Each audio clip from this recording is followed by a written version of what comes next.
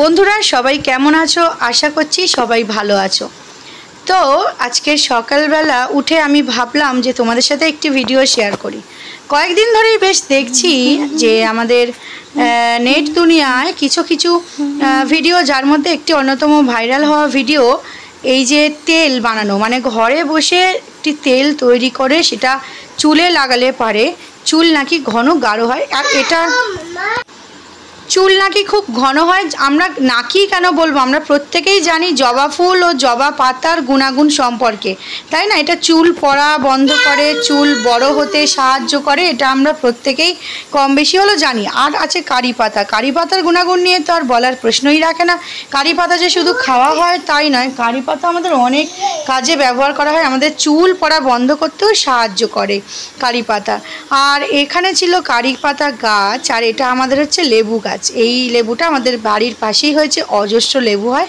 তো যাই হোক বন্ধুরা, চলো কারি পাতা ভেঙে নিয়েছি। আমার ছেলে আসলে একটু চিল্লামিল্লি করছে, যাই হোক অনেক ছোট তো।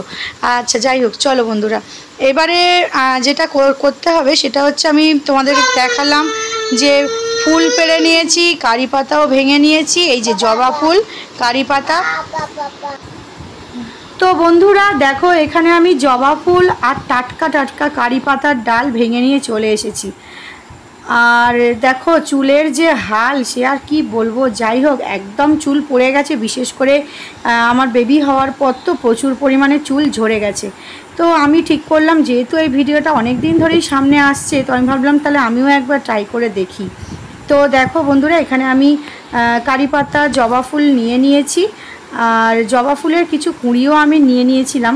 জবা পাতাও শুনেছি খুব উপকার, তবে চুলের জন্য কতটা আমি ঠিক জানা নেই। তবে জবা পাতার যে অনেক মানে রোগের ওষুধ, সেটা আমি জানি। তো বন্ধুরা, এবার আমাকে তেলটা ভালোভাবে তৈরি করতে হবে।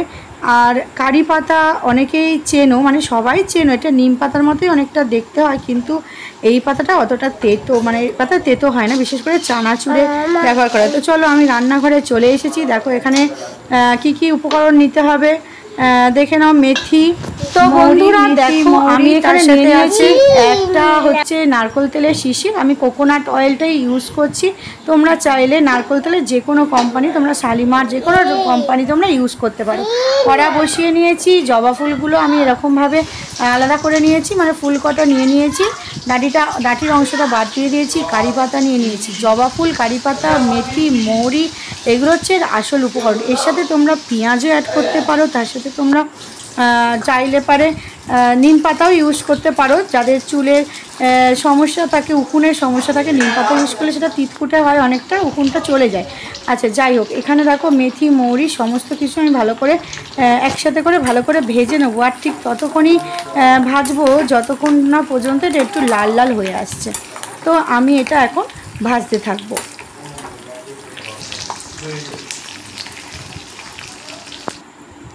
দেখো বন্ধুরা, আমার তেলটা তৈরি হয়ে গেছে। এতে চাইলে আমি আরও অনেক রকম উপকরণ মেশাতেই পারতাম। আমরা সবাই জানি যে তিল ও চুলের জন্য খুবই ভালো। তো যাই হোক, আমার কাছে যেটুখানি ছিল সেগুলো দিয়ে আমি করলাম। এটা ক্যাস্টর অয়েল যোগ করলেও আরও ভালো হয়। আর বিশেষ করে পেঁয়াজের রস তো খুবই উপকার। তো চলো বন্ধুরা, দেখো আমার চুলের তো সেই হাল, খুবই খারাপ দশা। তো প্রথমে আমি ভালো করে এটাকে আঁচড়ে নিচ্ছি। আর এই তেলের ব্যবহার সম্পর্কে আমি যেটা শুনেছি সেটা হচ্ছে যে এই তেলটা চুলের মধ্যে মাখিয়ে নিয়ে কিছুক্ষণ রাখার পর শ্যাম্পু করা যেতে পারে, অথবা শ্যাম্পু নাও করা যেতে পারে।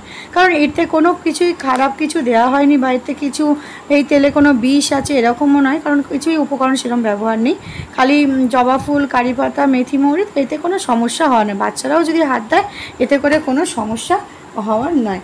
তো যাই হোক বন্ধুরা, আমি এবারে ভালো করে চুলের মধ্যে এটা মেখে নেব। ভেতরে দিতে হবে, চুলের মধ্যে দিয়ে তো কোনো লাভ নেই, কারণ এটা যত আমাদের মাথার ত্বকের মধ্যে যাবে তত এটা উপকার হবে।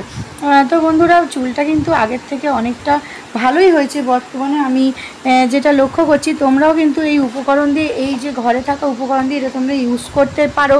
আশা করি তোমরাও কিন্তু ভালো ফলাফল পেতে পারো। আর যদি ভিডিওটি ভালো লেগে থাকে অবশ্যই লাইক করে দিও, কমেন্ট করে দিও, আর বেশি বেশি করে শেয়ার করো। সবাই যেন এটা ঘরে বসে বানিয়ে ফেলতে পারে। টাটা।